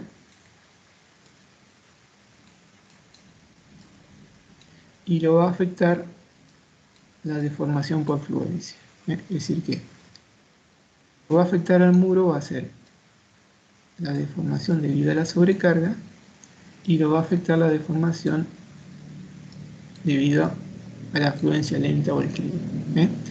Entonces, en el segundo caso, lo que a mí me interesa, el delta total o a tiempo infinito, como lo llamé ahí, va a ser la suma de estas dos deformaciones, el de la carga permanente y el efecto de fluencia, es decir, lo que se fue deformando por fluencia después que yo construí el muro. Por eso que yo acá le sumé estos dos términos. Entonces, esto era el valor que estaba por allá arriba. Bueno, es este, 0,68, y a ese le sumé 2,78. Es decir, tendríamos 0,68, 8 y 8, 16, me llevo una, 13 y una, 14. A ver, ¿qué dice acá? No, ese no es acá, me confundí. Acá sería un 6, me llevo una, perdón, 6, me llevo una, 14, sí, está bien, es esta, o sea, sumo esto más esto, entonces, esta flecha a largo plazo, en este caso, la estoy considerando para ver otra condición del reglamento. Entonces, el reglamento me pide verificar flechas instantáneas y flechas a veces a largo plazo. Vamos a la tabla de reglamento. Acá. No me acuerdo si es acá. Lo tenía acá abierto. Perdón. Así está acá abajo. El reglamento tiene en el capítulo 9, bueno, no tengo que ver, vamos a buscarlo.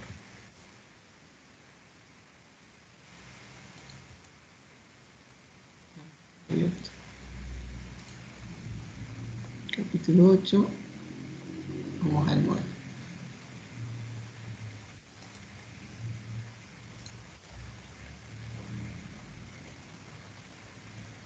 Bueno, ahí está toda la parte relativa a flechas. Un poco lo que hemos estado viendo está ahí también. Acá. Ven, estas son las tablas que ustedes conocen de alturas mínimas en función de la luz, para losas y vigas. Después tenemos, ven, acá está la fórmula para calcular la inercia efectiva, el momento crítico, la resistencia a tracción por fricción del hormigón. Esta es la formulita que usamos. Y bueno, acá hay otro comentario. El tema de la fluencia lenta, ¿no? Acá están los coeficientes, este gráfico. Y siempre ver los correspondientes comentarios en todo caso, ¿no? Y acá están los límites de flechas. Bueno, entonces, hay, en general vamos a ver este de acá arriba y este otro.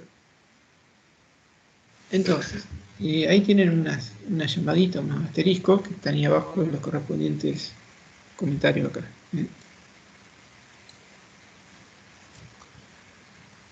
Entonces, tenemos, en función del tipo de elemento, la deformación a flecha a considerar y la deformación límite que nos da. Entonces, si fueran cubiertas planas que no soportan ni están unidas a elementos estructurales que pueden sufrir daños por grandes flechas. Así que esta situación no sería tan restrictiva, así que no hay problema, no hay elementos no estructurales que se puedan romper o dañarse por las flechas. ¿Qué tipo de verificación? Lo que tengo que hacer es calcular la flecha instantánea debido a la sobrecarga. O sea, en estos dos, lo que hago es calcular la flecha instantánea debido a la sobrecarga y la comparo con este valor límite, S o X. Cuando no tengo elementos dañables, entonces mi límite es la luz sobre 180. Cuando la flecha puede afectar a algún elemento no estructural, entonces el límite es el segundo renglón. Fíjense que es mucho más restrictivo y le eleva al doble el valor de 180, lo lleva a 360. ¿Sí? Bueno, si nosotros en nuestro ejemplo suponemos esta situación,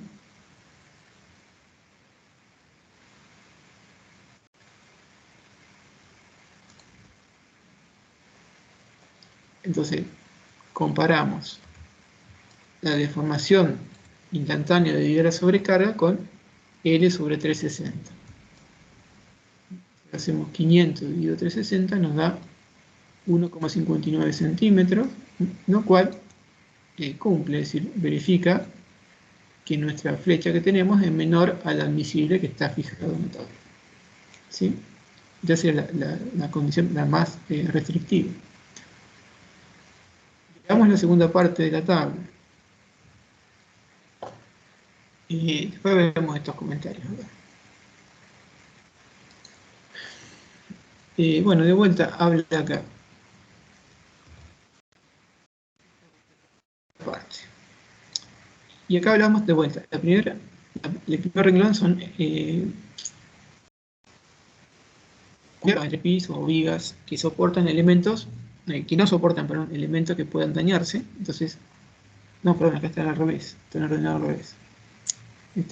Que el entrepiso que soportan, acá está mal.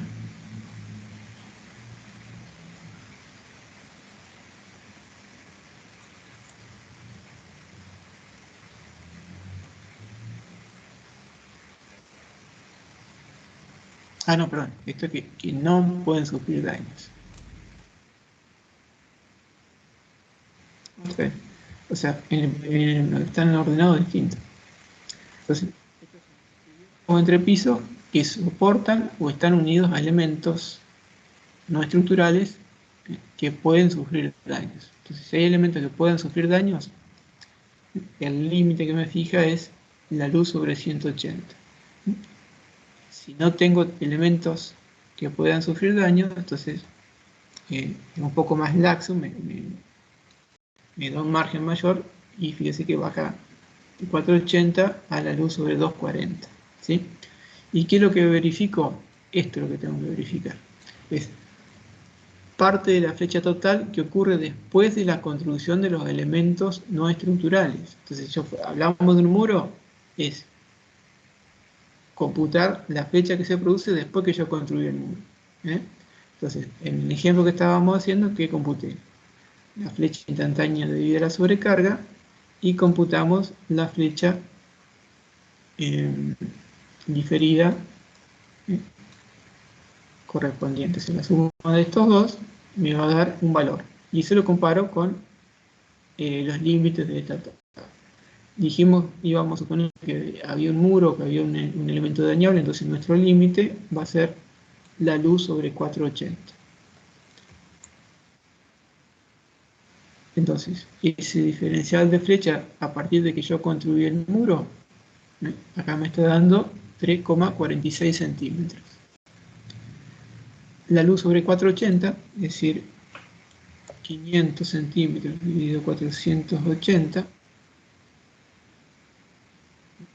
1,04 centímetros. Por lo tanto, vemos que no cumplimos con ese requisito, e incluso si esto tomamos la otra condición más favorable, es decir, tomamos la luz sobre 240, esto estaríamos en 2, tampoco nos cumple. Entonces, debiéramos hacer la viga más alta o bueno, buscar algún tipo de alternativa ahí para lograr que esto verifique. Y en eso consiste. Fíjense que no es tan complejo.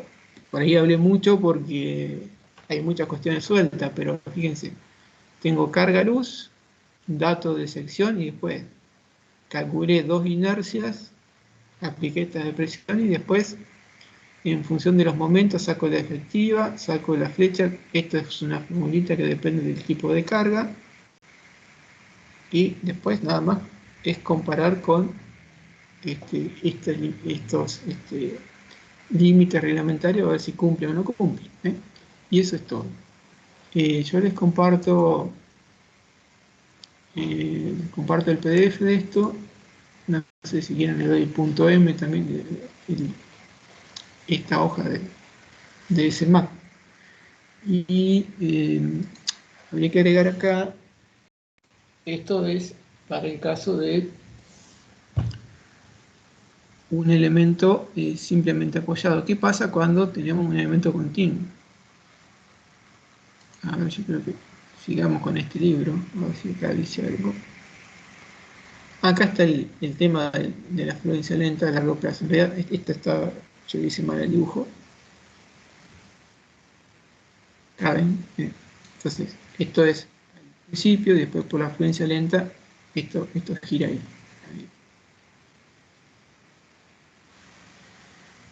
Entonces, si tengo cero comprimido, eso me ayuda a que no deforme tanto. Bueno, acá en este libro también tienen ejemplos. Acá ven la flecha. Nosotros encaramos, este era nuestro problema, por eso esta fórmula, pero bueno, cada problema tiene su cálculo de la deflexión. Acá hago una explicación de cómo evoluciona la flecha, la fluencia lenta y demás, para alguna situación de carga escalonada, donde se van, cómo se van produciendo en el tiempo. Esto, véanlo después. Como material adicional, hoy lo que pretendía era darles un pantallazo que les sirva para ustedes después, dado una situación particular, si lo tienen que resolver o hacer por ustedes mismos, ya tengan una base y sepan cómo encararlo. O sea, no es lo mismo que empezar de cero. ¿Qué pasa? Estoy buscando, esperen que no está lo que yo quiero.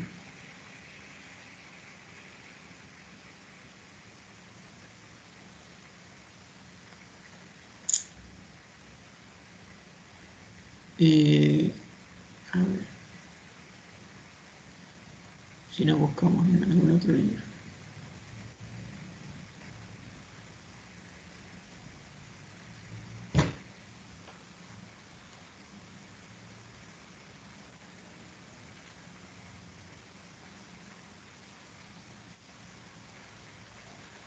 No, acá no me gusta dónde está. A ver.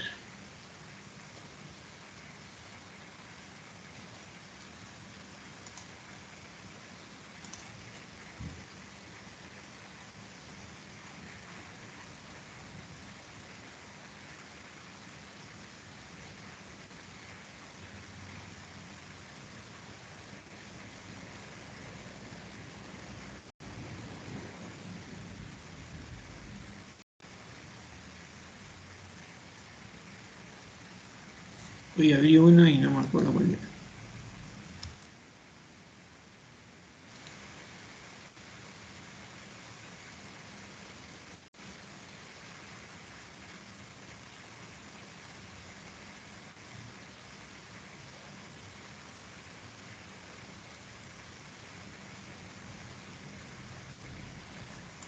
No, pero no importa. A ver, alguno de estos, mira.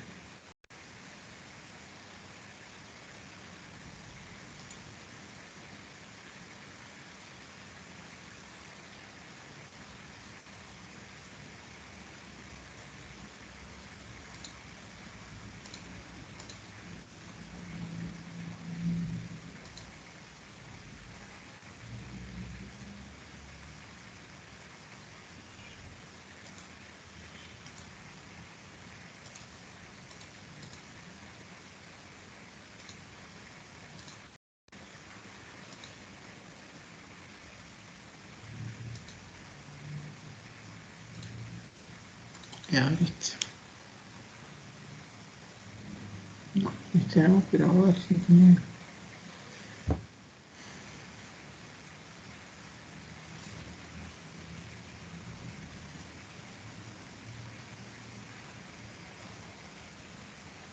Treinta y tres.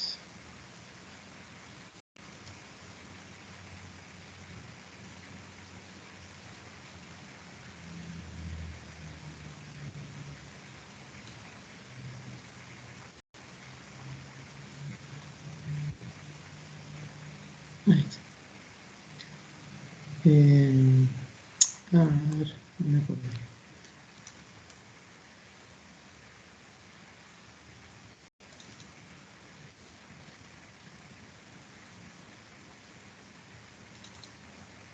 Acá tienen este manual de cálculo de hormigón de Gerdau de Chile. Tiene todos los resúmenes de fórmulas. Y esto, por acá está la parte de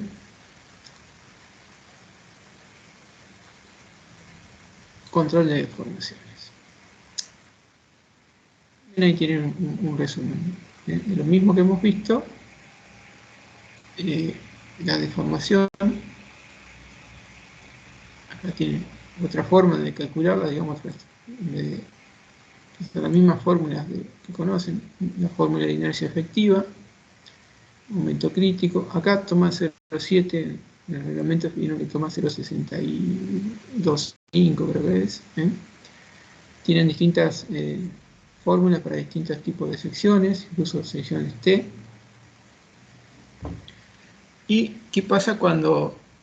Porque todo fantástico, yo acá le hice sacar la inercia efectiva para una situación en donde, así, yo tenía mi viga y tenía el acero acá abajo. Pero ¿qué pasa en una viga continua? Es decir, nosotros tenemos, vamos así, y mostramos.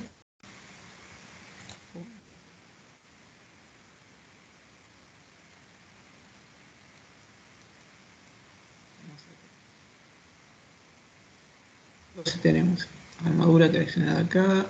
Lo pongo así cortado para separarlo nada más, pero no importa. Sería así el armado, pero acá tenemos en el apoyo tenemos armadura arriba. Y al efecto de explicarles a ustedes, es decir, ahí tienen el diagrama de momentos.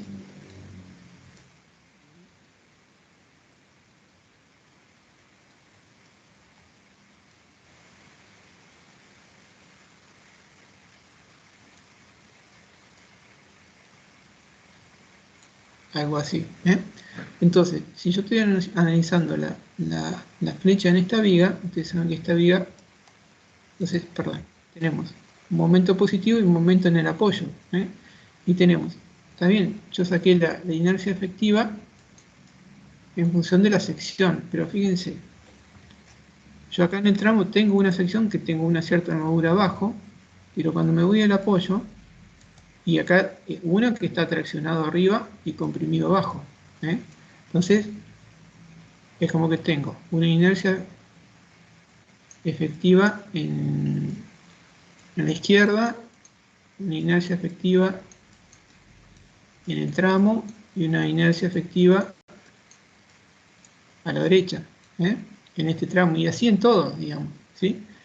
Entonces, fíjense, ¿cómo hago yo para estimar para todo el tramo una inercia efectiva que me resuma todo, lo distinto, lo que pasa a lo largo de toda la viga? Entonces, lo que se recomienda es hacer lo siguiente. Cuando tenemos una viga con ambos apoyos continuos, se toma como inercia efectiva es el 70% de la inercia efectiva del medio más el 15% de la inercia efectiva de un lado más el otro. Yo acá izquierda, tramo y derecha, acá le llama inercia efectiva M en el medio, si quieren, y inercia efectiva 1, y acá inercia efectiva 2. Pero es hacer lo mismo, pero acá ya hay que considerar apoyo, tramo y apoyo, y ahí tomamos. A la de tramo le asignamos el 70% y el 15% a las inercias de los apoyos. Fíjense, ¿por qué?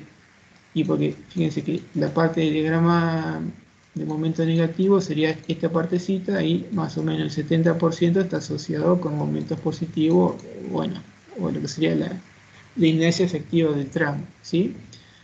Cuando tenemos un solo apoyo continuo, que le asigna el 80% de la inercia efectiva de tramo más el 15% de la inercia efectiva del apoyo.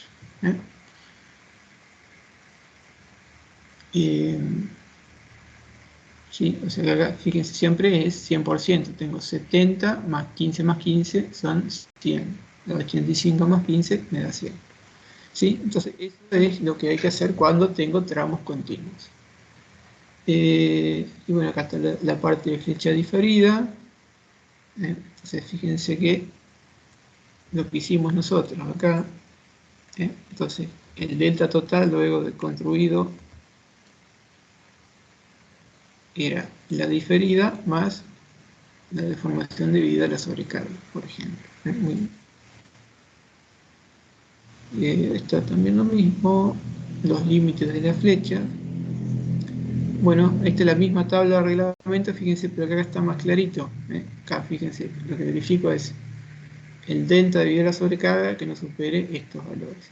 Y el delta total, que era,